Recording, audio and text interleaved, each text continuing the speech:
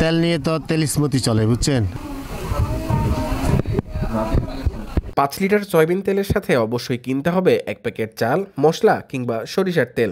এমন শর্ত আরোপ করে রেখেছে তেল উৎপাদনকারী প্রতিষ্ঠানগুলো, যার কারণে ক্ষতিগ্রস্ত হচ্ছে ব্যবসায়ীদের সাথে সাধারণ মানুষেরা।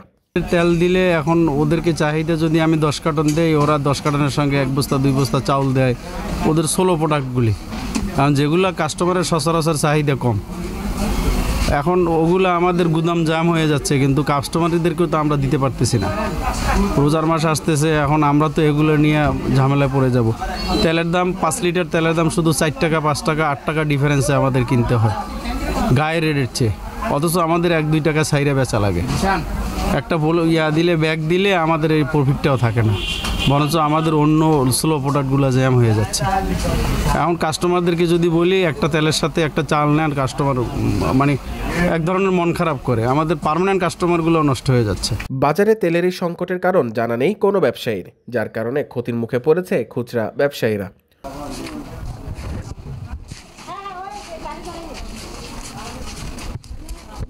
তেলের সাথে অন্যান্য পণ্য বাধ্যতামূলকভাবে কেনার শর্তের কারণে লোকসানের মুখে খুচরা পর্যায়ের ব্যবসায়ীরা।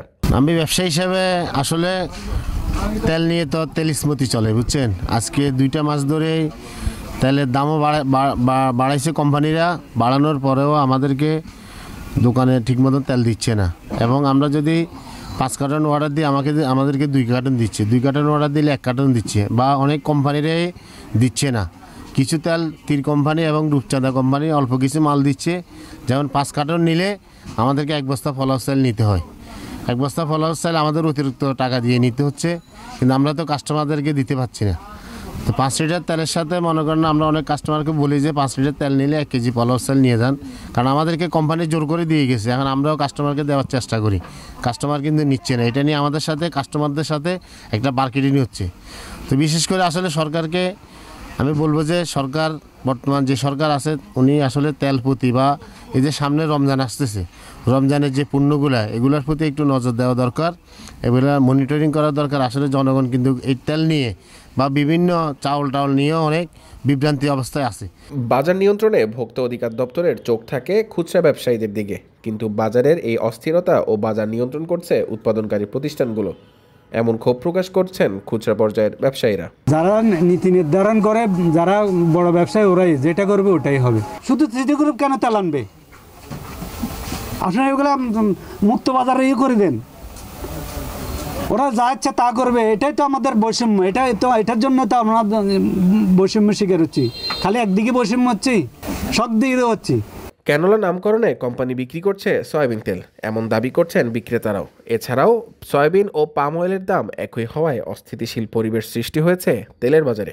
এগুলো ক্যানোলা নাম দিছে, এগুলো সয়াবিন তেল ক্যানোলা নাম দিয়ে এরা দাম বেশি বিক্রি করতেছে। এগুলো 950 টাকা বিক্রি করতেছে সয়াবিন তেল। এগুলো আপনি এগুলো ক্যানোলা তেল না, আপনারা এগুলা ল্যাবে দেন, এগুলো পরীক্ষা করেন। এগুলা কাগজপত্রে ক্যানোলা দিয়ে এগুলো নাম বাজারে আনে, এগুলা বেশি বিক্রি করতেছে।